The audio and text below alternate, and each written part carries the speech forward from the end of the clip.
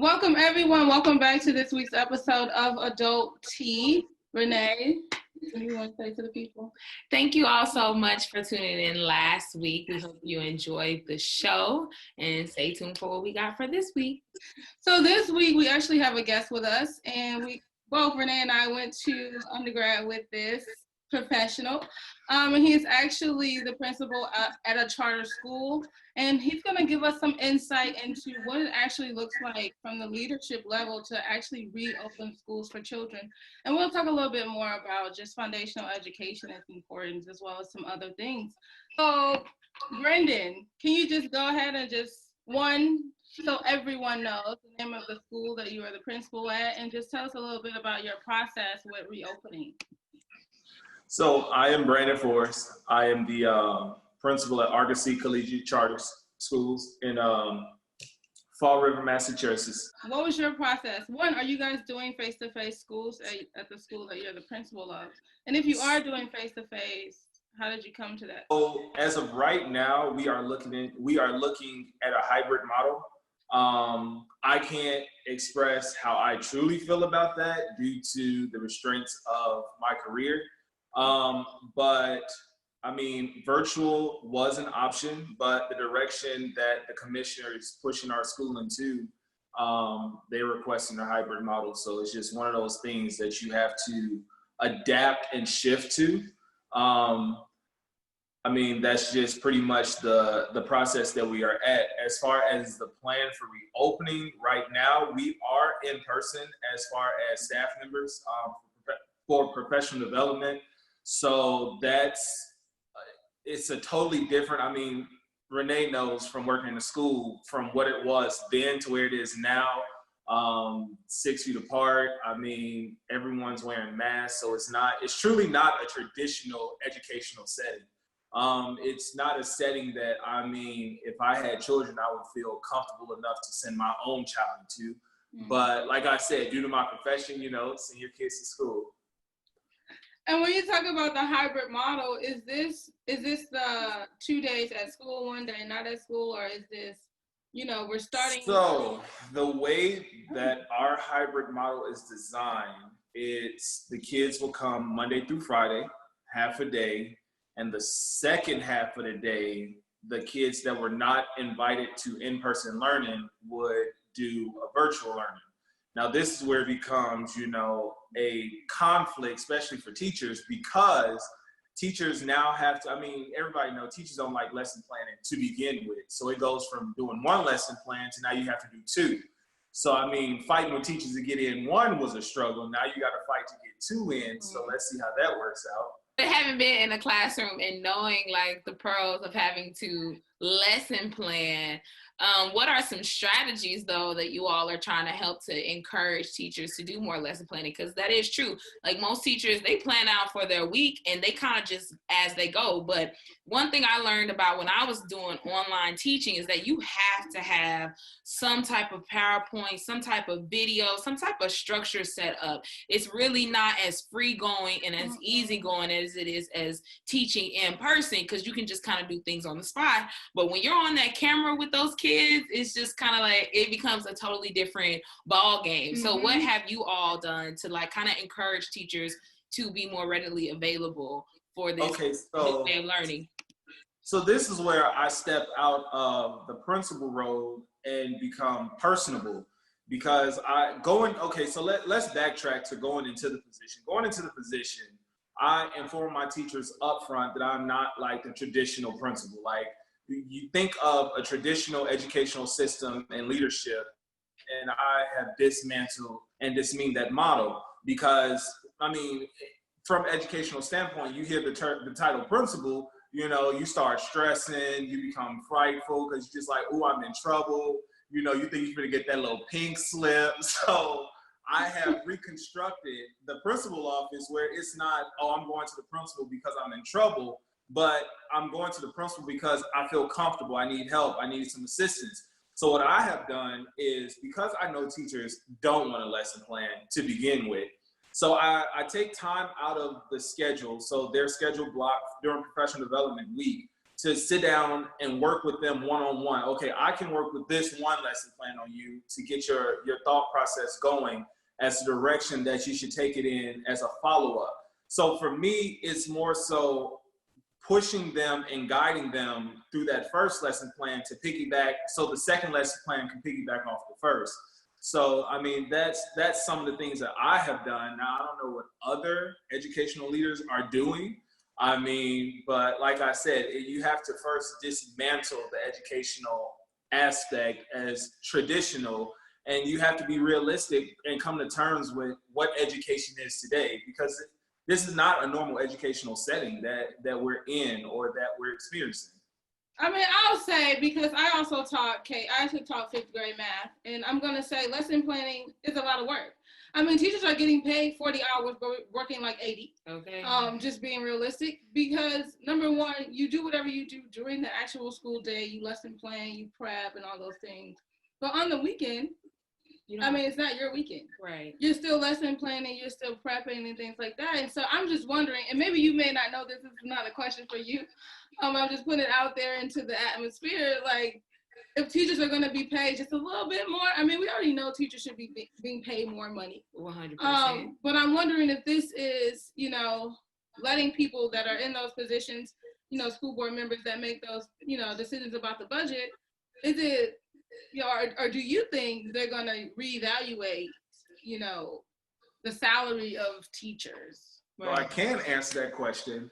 So coming in, knowing the times that we're in, I definitely pushed with, so because it's a charter school, you're governed by a board of trustees and the founder, which our founder is, you know, still at the school as the executive director. So what I pushed for going in, knowing the restraints and the work that would definitely go into this school year, I pushed for teachers to get a raise. So it was approved.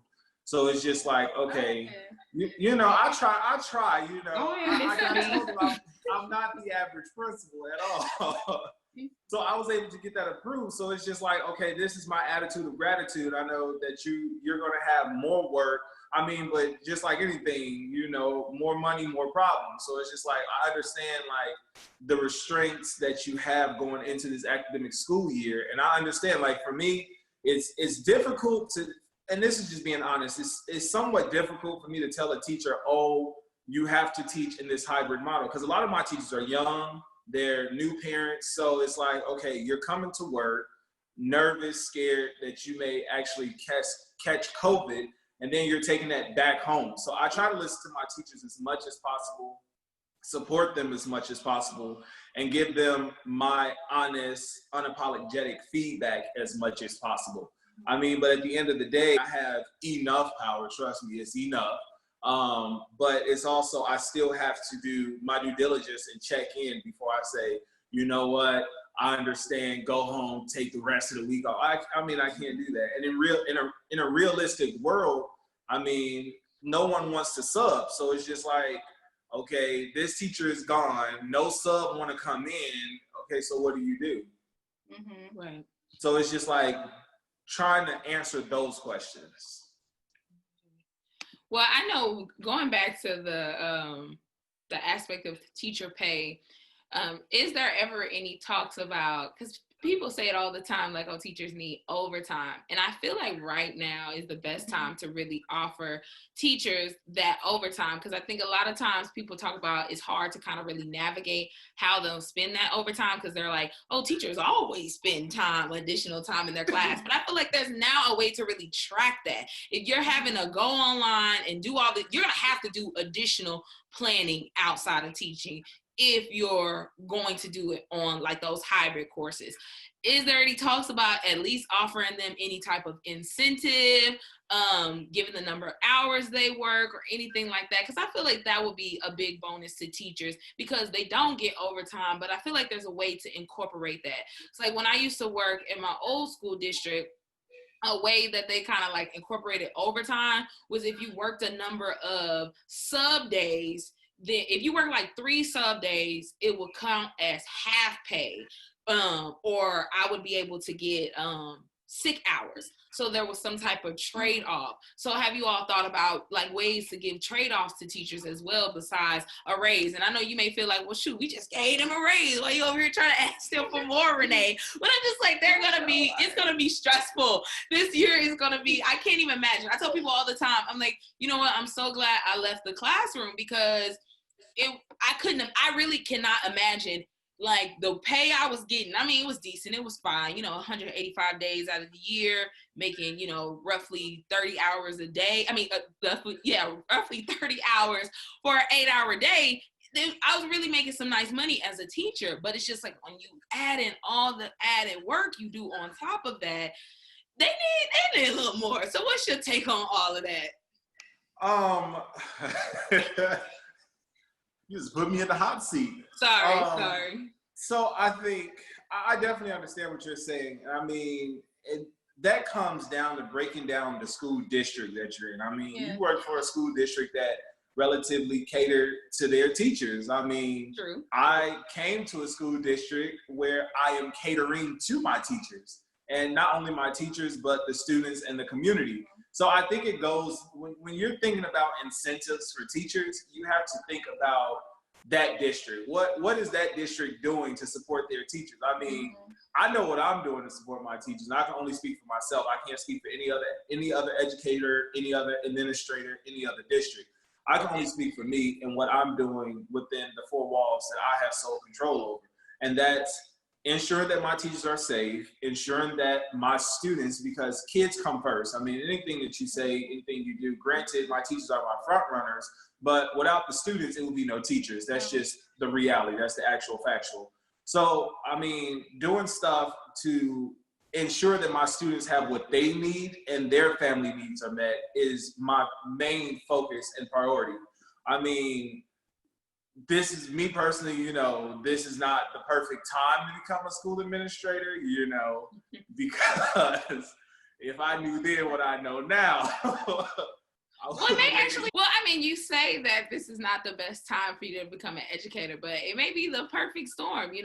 You're getting like substantial concrete experience that no one can like take away from you. Like you were a principal during COVID-19. People are like, oh boy, we're going to hire you on for this school, that school, this school.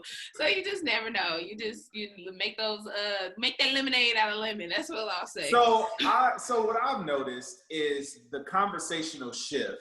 I mean, in reality, you had kids that was like, I can't stand school. I can't wait to get out such and such classroom. Now the conversation has switched to, I get phone calls all the time. When school open up? Am I invited back? Can I come back to school? Can you put me on the list? I'm just like, hold on, slow down.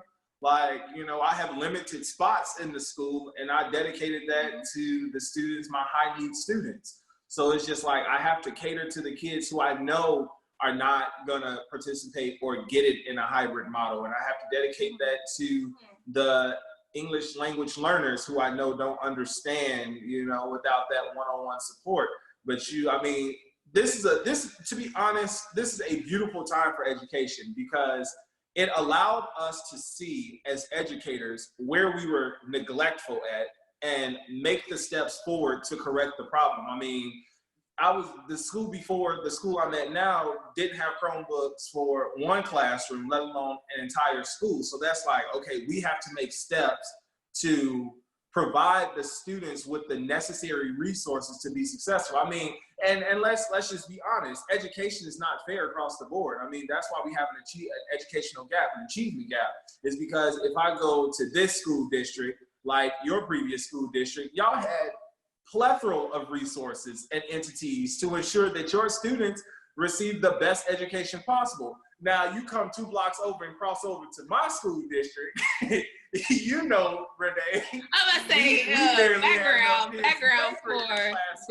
I'm about to say background for the people watching, just to hint on what Mr. B is talking about.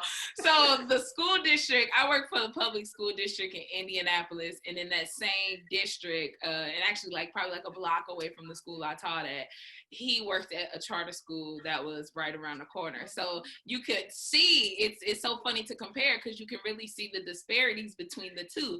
Now, I know he thought we was just all golden hills over there in our district, but we have needs too.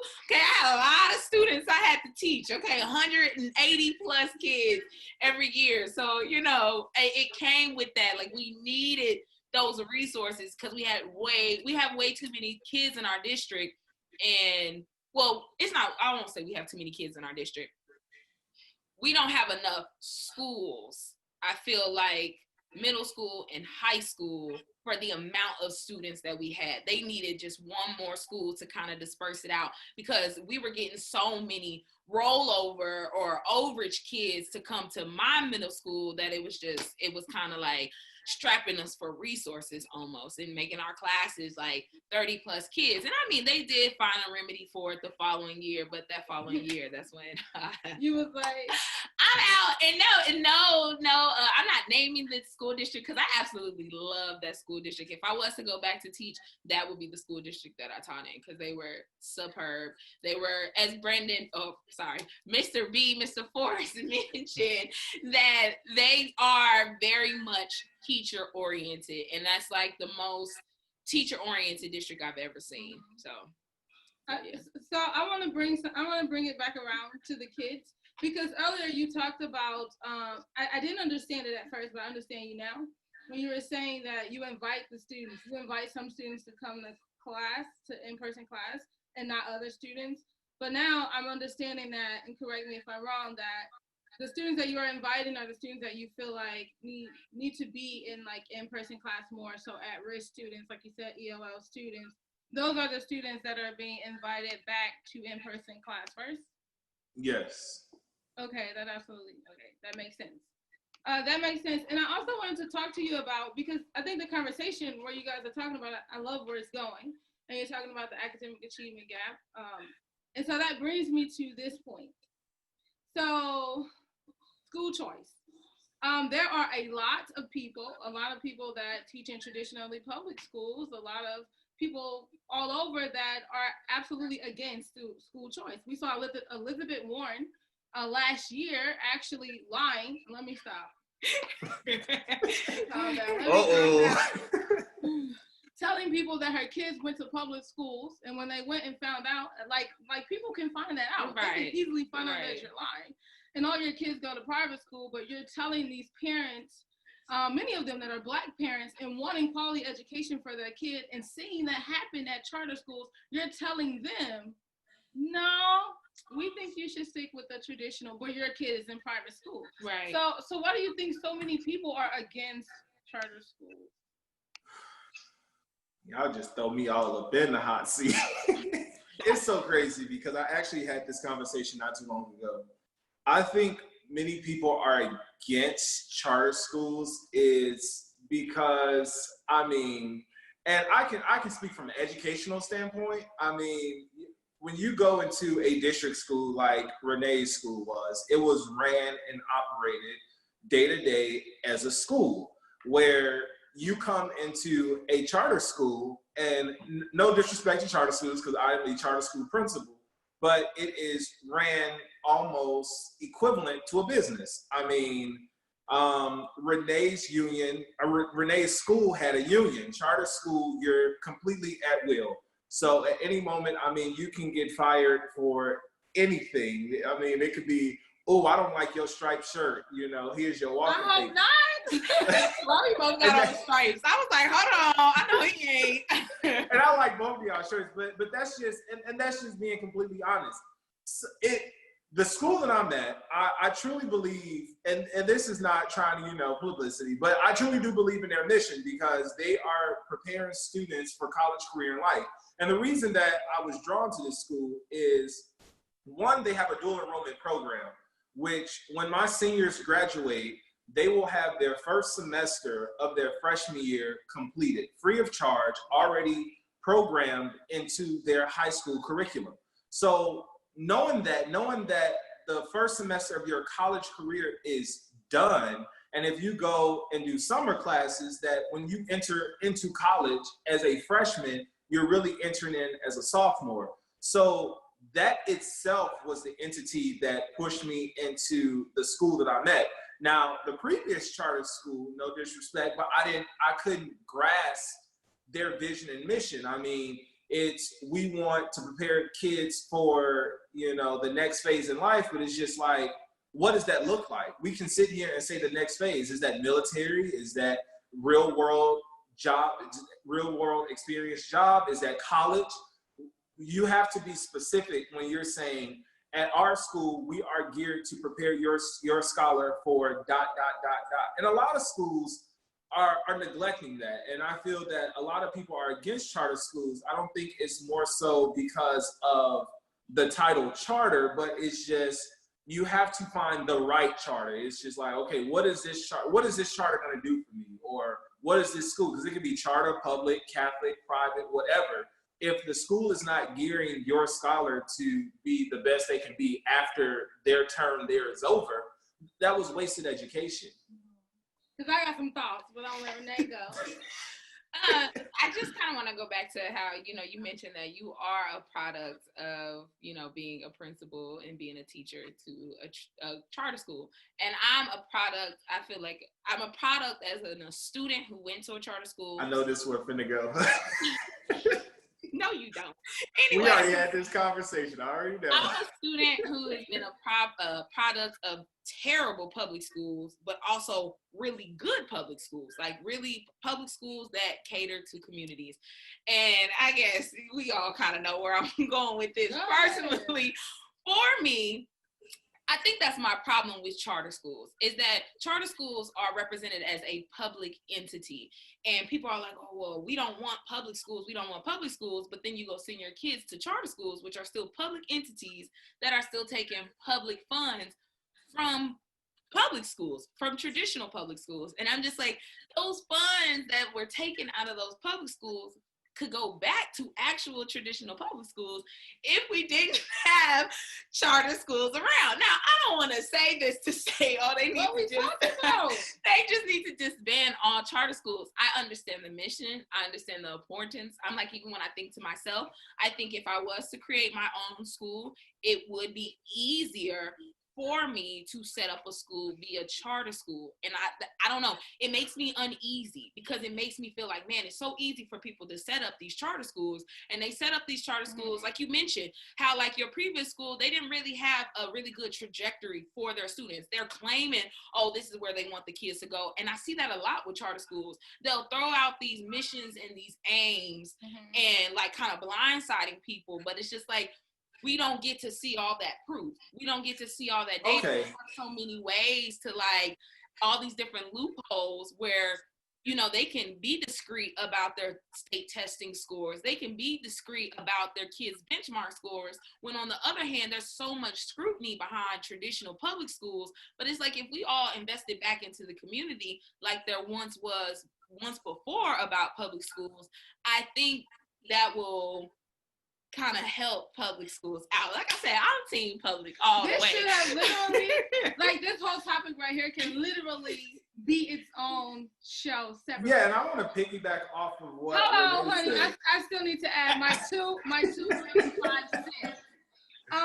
So I only went to traditional public schools. I've never attended a charter school. I went to a preparatory program at a charter school. Well, it was a college, but a charter school also.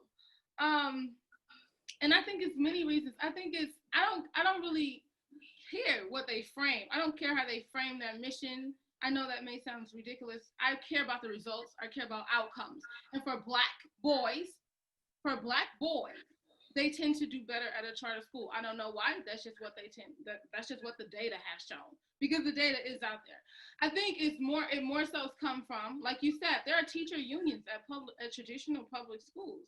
And so a teacher union, if I say, hey, and you also stated, this charter principal stated, that you can get fired like that at a charter school. You're not protected.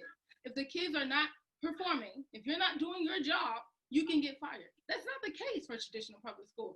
Baby, I grew up in East St. Louis, Illinois, okay? We had some good teachers, but baby, we had a whole lot of people that didn't do nothing but eat the whole class, period, okay? But they could not get fired because they were protected by that teacher union. You know how many Black boys are illiterate in the state of California? It's ridiculous. And these are kids that are going to traditional public schools. Now, I'm not saying, oh my God, they're so bad, they're so horrible. Again, I came from traditional public schools. But how long can we say it's the money, it's the money, it's the money? My mom grew up in a one-room schoolhouse. So did my granddad and a whole lot of other people and a whole lot of famous people.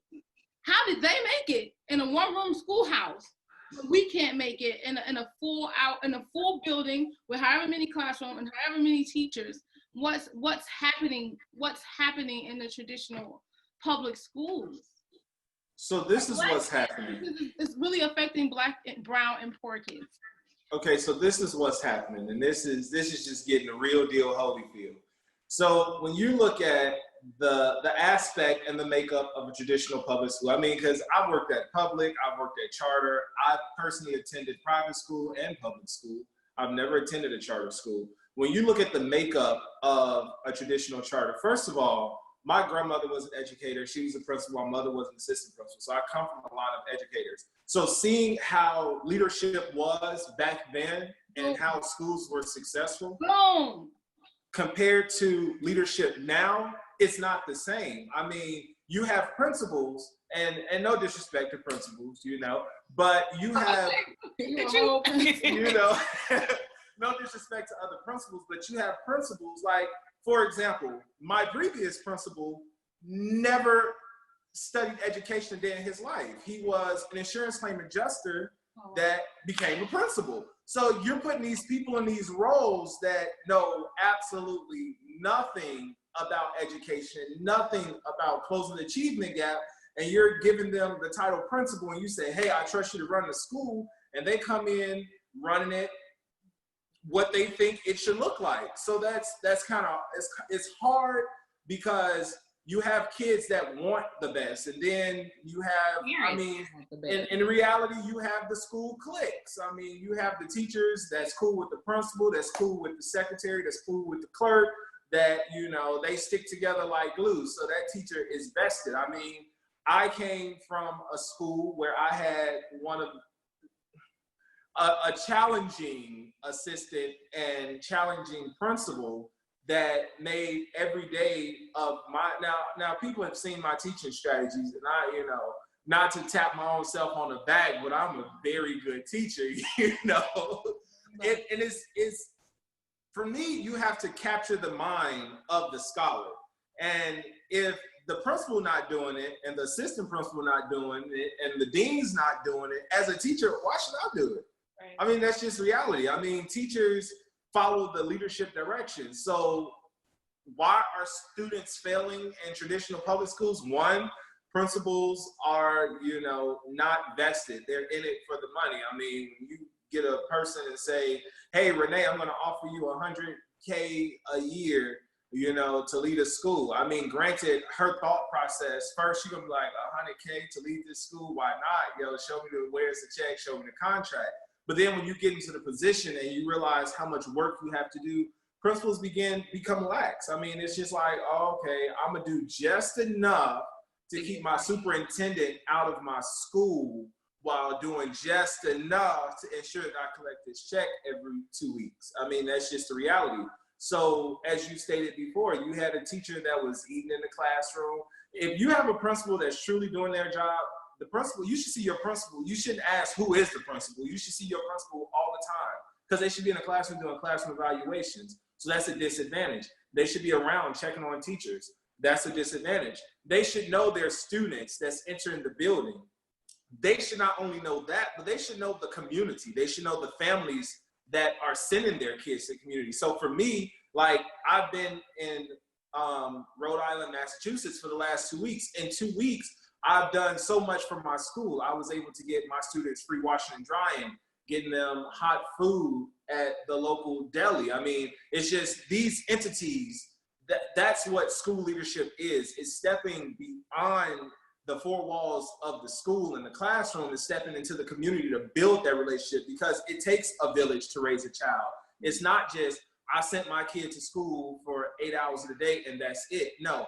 I make it my business to go into these kids' homes, to go into their neighborhoods, to be an educator, it's more than just standing in the classroom. It's giving up your Saturdays to go to plays and dances and sporting events, and because you are their cheerleader. I mean, it's been plenty of Saturdays where I was in Indianapolis and I was like, oh, I want to go to this event, but I have a kid that say, oh, my championship soccer game is coming up. Can you attend? And I got to be like, oh, snap, I can't do this. But, yo, I'm going to be there cheering. It's taken, you have to examine, one, who you are, the role that you're playing in this scholar's life. And if you see a scholar that is not on point or on track with their academic experience, what can you do as a person, as an educator, to get them on track, to grab them, instead of for just saying, oh, this kid is unteachable, this kid is not going to get it, this kid will not learn, this kid has behavior issues. Okay, why does this kid have behavior issues? What do you know about this kid's family? What do you know about their home life? Is this kid leaving here to go home and take care of 3 other siblings that's younger than him while mom and daddy are going to work? No one's taking the time to understand that or invest in that, because that's what I just said. It takes time. No one is like, oh, I did my job, I taught, I'm going home, I'm tired. The real work starts after the kids leave the school.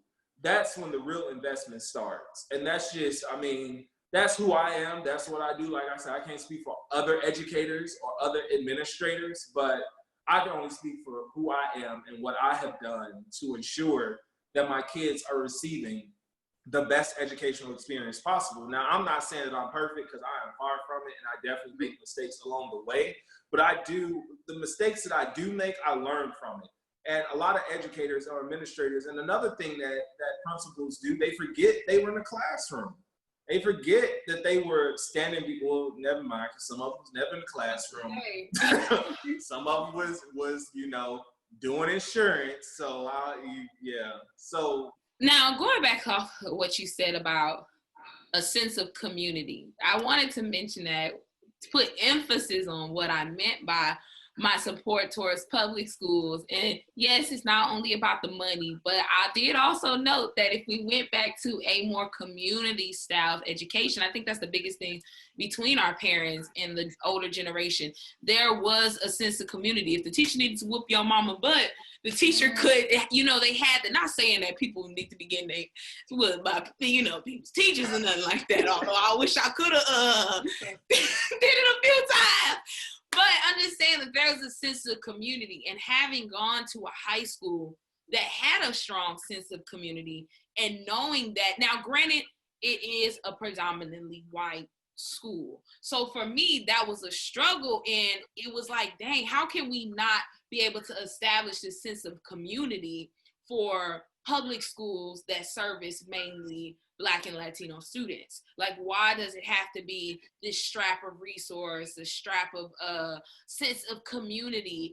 And I don't know, it kind of made me think about like what you were saying about not teachers, but students and parents are equally so ready for their kids to go back to school.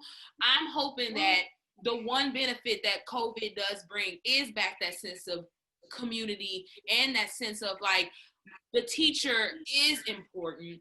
My child being taught in school, there is significance for this. And then in return, like some of the behavior issues that teachers have to go through, they don't have to deal with that anymore. Some of the need, the actual desire to want to learn. But I don't know, on the flip side, some kids think we about to die, so they really don't want to learn nothing. I'll say this, and I'll add this before you speak, Mr. B. What I've noticed with COVID is that a lot of parents, and I actually think it's a beautiful thing, it's a lot of negative, but it is some pros, I guess, out of this. And that one of those things being that parents have really examined the education that their kid is receiving or not receiving. Right. And so I've noticed, at least on my Twitter, and I follow a lot of parent networks like Powerful Parent Network, which actually the lady that got into it with Elizabeth Warren. They're saying we need something better for our kids. Like, now my kid is at home with me and I'm trying to read with my kid. My kid is in the 5th grade and don't know this word that I feel like a 5th grader should know. Now I'm looking like I need to find another resource or an institution for my kid to learn it. And so a lot of people are looking at charter schools. A lot of people are looking at home schools. The most people I've ever seen in East St. Louis look at homeschooling their kids. and again, it comes to not necessarily, I don't want the debate to be traditional public schools versus charter public schools. The debate is, or the bigger question is, parents should have the right. It shouldn't, if I'm rich, it shouldn't be like, oh, you can only determine where your kid go to school if you're rich. Right. Right, because then I can send my kid to Wharton or something like that, whatever that school is in Cali. Because I got the money to. But if you're poor, it shouldn't be I have to force my kids. You know what I mean? You need to go to that traditional public school. Who cares if it's achievement gaps and they aren't really teaching you that's your only option? So I'm completely against people that say parents should not have school choice. And just to add one more thing, I know we're going to get back to you, Mr. B, but even in my studies within education, I mean, it's one thing they note about how, like, with students who are impoverished compared to those who are of a higher economic status, that those kids tend to see learning as something that they can create. And oftentimes kids who come from impoverished neighborhoods or impoverished areas, they see it as it's something that's imposed on them. And so it even goes so far for the parents to have been imposed upon where they're being forced to send their kids to go to these schools. Subsequently, yes, kids are going to think like that. I'm forced to go to this school. I'm forced to learn this way. So that's what learning is. And it's so crazy on the flip end, someone who is rich, they can choose whether or not to send their kids to a public, private, charter, or homeschool or whatever, and there be no scrutiny behind it. And then their kid feels like, oh, learning is abyss. I can learn at any, realm. I can learn anything. Learning is a continuum. And yeah, it's just, so I see that point as in, like, it shouldn't be that versus. It should be, where do you see fit for your child? To go, period. Right. And I'll say one more thing. I'm so sorry, Mr. B. We've been bad students, right? But I was reading I was reading an article the other day. I don't actually remember where it was from, but if you guys want to check it out, I can find out. And it literally said in there that 1 out of every 5 public school teachers send their children to private school. So what are your thoughts on that? Okay, so this is what I tell parents this all the time, and I don't care who sees it or who hears it. I always tell parents, when you are selecting a school, the first question you should always ask, how many of your staff kids go to this school? That'll tell you a lot about the school. That'll tell you everything you need to know about the school. So if you walk into school and Renee is the principal, I would say, hey, Renee, how many of your staff kids go to this school? Oh, well, what you mean? So for me, I mean, at my school, most of my staff kids attend the school. So that tells me that they're invested in the school. I had my previous school, the principal wouldn't even bring his kids to the school, let alone put them in the school. What? I was saying, let's take it on Lafayette. I mean, and for people that know Indianapolis, his kids went to the school in Carmel. We're on the west side of Indianapolis. That tells me a lot. I looked at it like this. You're willing to lead the kids in the community, but you're not willing to put your kid in the community. That tells me a lot. That tells me everything I need to know in regards to how their thought process was when it came down to educating African-American kids. Mm-hmm. I mean, it's sad, but it's reality. It's the real deal Holyfield. And at the end of the day, it's our kids that are receiving the end point or the neglected end of the spectrum, because you have principals that will, I can leave this school, but I would never go in the community. I would never interact with those people. You have that. So with that in mind, it's just like, how do you switch that? How do you do that? You have to dismantle the leadership. If leadership is not strong and forthcoming, first of all, I'm honest, I'm upfront, I tell it the way it is, how it is, when it is. If you don't like it, you don't like it. What you want to do, you don't like it. I mean, I'm like that with my teachers, because one, that gives them a sense of, I am human. I mean, everybody look at the principal to be this super hero that's running around just, you give me a problem, I'm just solving on top of my head. No, I'm not. I'm human. I want to enjoy my life, have a personal life, even though as a principal you don't have a personal life. But I try to have a personal life, and it's just like, but I'm still invested in the community. Like most people don't eat lunch in their school community or don't do this. I order from the mom and pop store right across the street from the school. The food is delicious. I'm really happy that you brought up the importance of parents really being selective about where they give their what school they send their children to, especially if they have the choice to do so, because foundational education is important.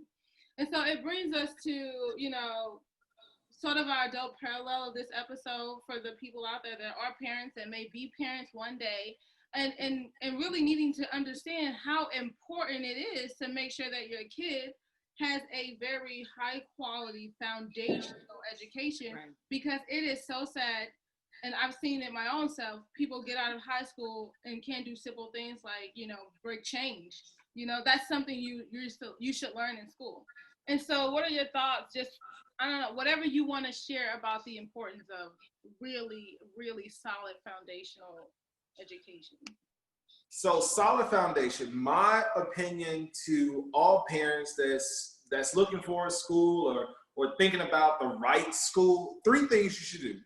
Always ask, whenever a parent is going to observe or view the school, always ask, is the principal available? That'll tell you a lot. If the principal is accessible, or if the principal is in a meeting but willing to deviate their meeting to meet whoever that incoming parent or that incoming scholar is, that tells me that the principal is accessible and that they're vested in not only you as a parent, but they're taking the time out of their schedule to not only meet you, but also to greet you. And that's an attitude of gratitude. So accessibility, if the principal is accessible, that tells me a lot. The second question parents should ask is, how many of the teachers' kids go to the school? That'll tell you a plethora of information in regards to the school, because it's just like, okay, not only are you vested as a leader, but your teachers are vested because they're investing their kids in your educational program.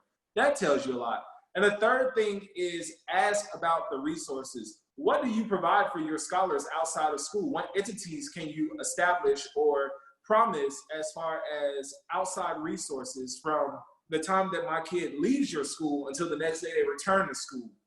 That'll tell you a lot.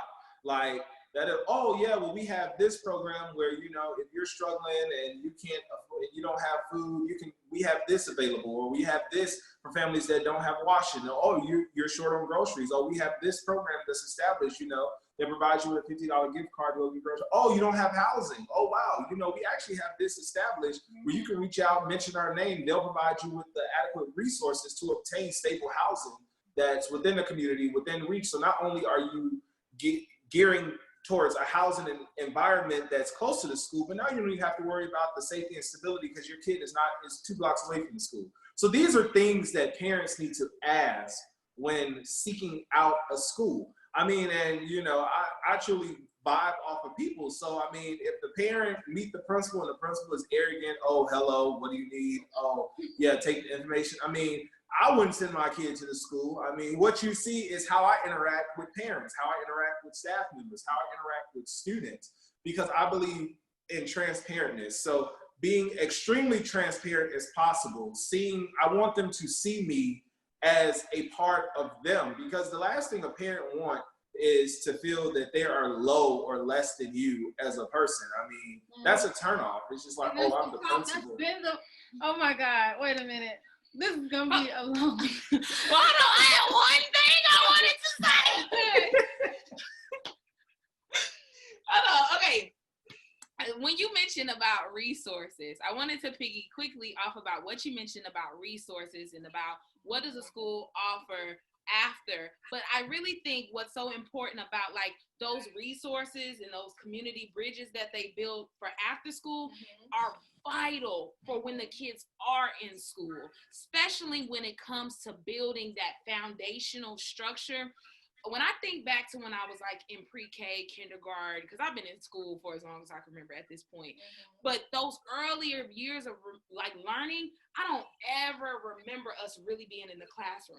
I remember us always being out and exploring things. They taking us to the grocery store and we would pretend to shop, or they would take us to the nature center, or they would take us to the zoo, or they would like, there was so much of a tie with the community that it was a continuum. And that was really what helped me to build like a solid foundation. That's why, like I said, I'm a firm believer that a public school will do what it needs to do if the community is backing it, because that community, that going back into, and just like how you said, with you being a principal, it's not about just you as a principal. It's about the teacher. It's about the principal. It's about the student. It's about the superintendent. It's about the people who work on the outside. Now, I don't know if it's because like the last class in my master's program was like a community related course, but it really helped me open up my mind to see like, it was not even open up my mind. My mind was already open for it. It just helped me to like solidify what I knew about my own experience in teaching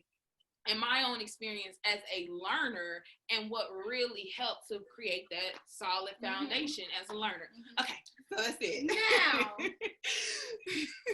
I agree, but I think he also hit something right on the nail, and that is, do the parents feel respected?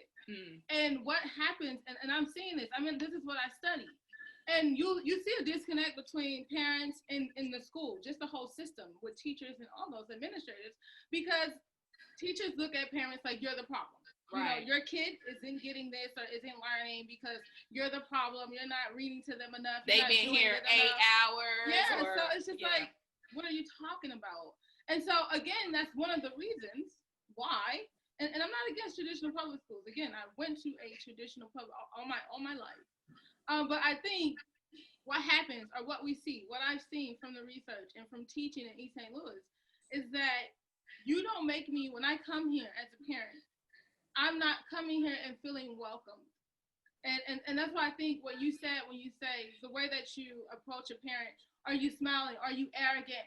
You know, you walk into the office, are they just staring at you? Like, how can I help you, ma'am? You know, schools will do that. This is what's happening. Schools will do that. This is what's happening. And it's funny that you say that, because that's even something that they would talk to us in our professional development, because parents are afraid to go into the school building because, one, they don't want to pop off on a teacher. They already have their own reserves. Maybe they weren't a good student. Maybe it's the same thing. So it's like, if their kids are up here probably like going through the same experiences that they went through as a kid, that parent is reliving that all over again, and they're ready to go in there. You know, now I'm Mama Bear or I'm Papa Bear. Like, I'm about to protect my cub. Y'all got me messed up. And why are they not learning? So it's like, it hits the head on the nail, because it's just like, you have to approach those parents with an openness. Because like they're human. Yeah. Because the thing is, a lot of parents are already feeling like you're putting the blame on me. It's a blame game. And my whole thing is, okay, who cares? Let's share the blame. What are the solutions, though? Right. And we're not getting solutions. Right. So that was a lot. But do you have any comments on that? That was a lot. I mean, I definitely, like I said, I mean, I can only speak from me and my experience. I can't speak for other educators. I mean, I have been in schools where I've saw principals and you was just like, yo, let me ever catch you outside. It's like that. I mean, I have experienced that. And in the back of my head, I want to tell a couple of principals, like, let me ever catch you outside. But it's just understanding. I mean, and like I said, it's making make them feel as welcome as possible. I don't care if the parent got the bonnet on, you know, rollers, shorts. Before COVID, I'll always greet parents with either a hug, a handshake, to make them feel, okay, dang, I came up here looking like this and he still want to touch me. Okay, Mr. V, okay. It's just like building that relationship. And like I've said to people, I've sat in scholars and students' houses, and I mean, it's not up to my standards. It's making that family feel so comfortable in your presence that any hiccup that you witness in their house, it don't affect you. It's just like, okay. So I'm here because this is going on, and I want to see how can I support little Timmy or little Whitney and providing them with the resources. I'm trying to see how can I help you, and it's just like, so you just go ignore what just happened and you're still talking to me, because most people be like, you know what, I actually got another appointment, I gotta go. But I never do that. I never cut people short, especially when it comes down to students and families, because I people are quick to say, okay, kids are meant to be seen and not heard. If that was the case, then they wouldn't have a voice to express how they truly feel, what's going on in their life. It's taking the time out to actually listen. I think as adults and as educators and as people, we're so used to giving that direction and telling the kid what to do, when to do, how to do, what they got to do. And we're not listening to their feedback or their concern. Like, I take time out to hear kids. I may not agree with what they say, but they can never say, oh, he didn't listen to me or he didn't take time out. I heard you. Now, did I agree with you? No. I mean, let's discuss the route that you're trying to take or the bridge that you're trying to gap and how that looks in the end.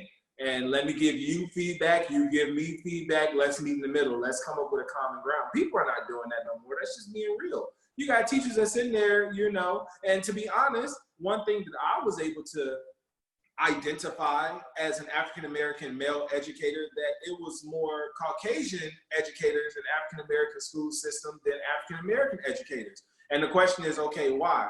Because that's a free tuition payoff. I mean, get them loans paid. It's entities and it's perks. So it's just like, how do you switch that? How do you do that? Like, what do you need to do to bridge that gap? And you have to dismantle the educational experience. Like, you have to tear it apart, break it down, and rebuild it to what it should be. I mean, you shouldn't have people 2 and done or 3 and done, and I was not throwing shade. Definitely throwing a little shade. We throwing shade. I was not throwing shade, I swear. Say, in my own defense, okay, I mean, and I went to education because of Renee. I think what's a good, right, I'm about to say, Brandon, Mr. B became a teacher because of me, okay? Let's start there. And then point number 2, I just feel like my place personally is so vital outside of the classroom. At first, I used to think, like, I'm just done with education. I'm just not about to do this.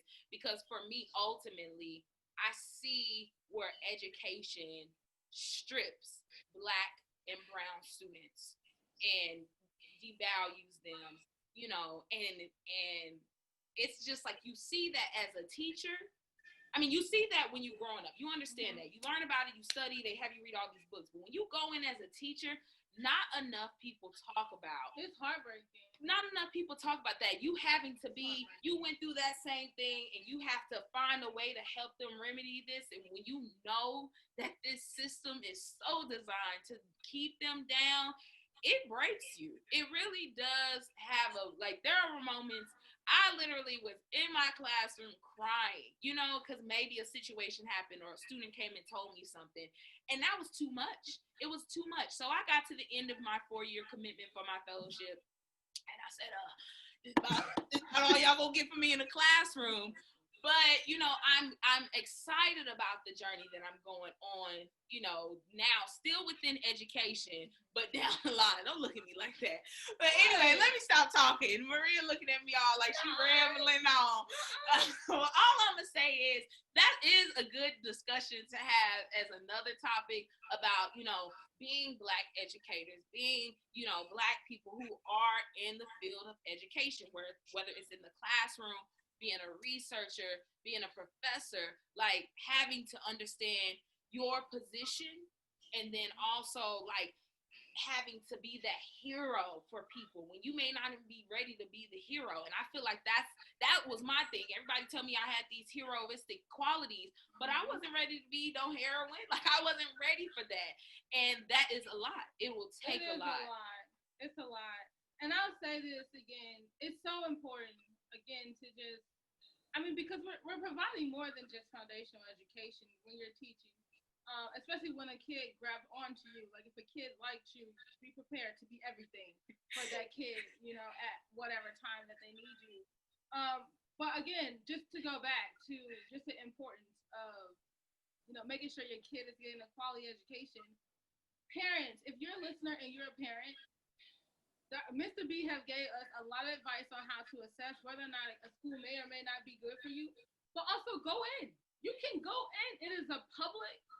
If you're in a public school, you can go in anytime you want. Say, hey, I want to come in and I want to see what you're teaching my kid. Right. I want to sit in this classroom and see what you're teaching my kid. Right. Because again, like I said, no one should be graduating, going through K-12, and then don't know how to break change. Don't know how to count change because they broke a 20 or whatever. Don't know how to sell. Or just read. Tell time. Can't read. This is disgusting. Infer. Exactly. This is so much. Where the protest at about this? It's ridiculous. It's scary also. And it's ridiculous. Because a lot of people are being either ill-educated or miseducated. Right. And those people, majority of them look like me. Right. They're I'm not gonna even say minorities because that's not happening with Asians. But the other brown kids and low-income kids, they're not really getting the education that they deserve and that they should be getting. Right. Especially at a public institution that's supposed to be equal education for all. But I'm done. Any last comments on just foundational education or anything that we talked about during this show? So I have no last comments, and it was a pleasure being a part of the adult tea, LU grads, seeing you guys evolve and transpire yourselves into who you are today. It's amazing. Like I said, I trickled and stumbled and rolled and crawled into education because of Renee. And I mean, I thank her for that because it helped me see things from a different aspect and use my qualities, gifts, and talents to incorporate that in the aspect that's going to inspire generations and exceed their expectations of what education is. Only thing I wanted to note on the foundational part with education, I really think that I know we don't want to put the blame on parents. No. But at least, not being afraid to ask for help. And not even only asking for help, but demanding the help of whatever school or schools are in your area to help literally to when they're born. You know what I'm saying? You can go into these entities and ask what are the resources, because as an educator, as a principal, as facilities out here, they have the resources, they have the know-how, they know how the knowledge. And a lot of times with public entities, because it's a public entity, which means it's taxpayer money, you have that ability. So, and I know a lot of times it is misinformation. A lot of people just don't know that, but we hear spilling the tea, baby. Parents, for real. So just know that, it demanded, like Maria just mentioned, there needs to be a protest for that. People need to be out on the street rallying for that. But we know there is not going to be an outcry because, a mind is a terrible thing to waste. And as long as they got your mind, they will keep you